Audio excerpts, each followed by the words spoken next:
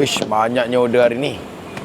Alhamdulillah, rezeki daripada Allah guys Okay, so saya nak bagi tahu dekat you all macam mana you all nak order sekiranya kalau kita tak live. Okay, sekarang ni kan korang tengok kita live baru korang order kan.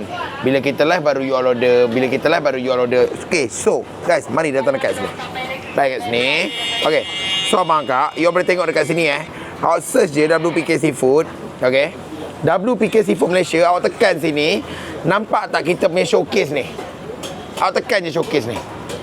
Then awak boleh tengok dekat sini kan. Nampak ada udang, ada king crab, ada ketam nipas yang masak dan sebagainya. Semua ada.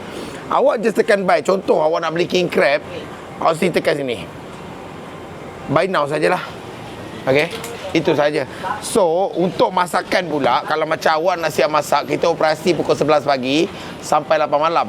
Sebagai contoh dalam masa tu kita tak ada live ke, ataupun host live rehat ke, apa ke, ada masalah apa ke, you all nak order boleh order saja guys. Jangan tunggu live. Jangan, tak payah tunggu live pun tak apa.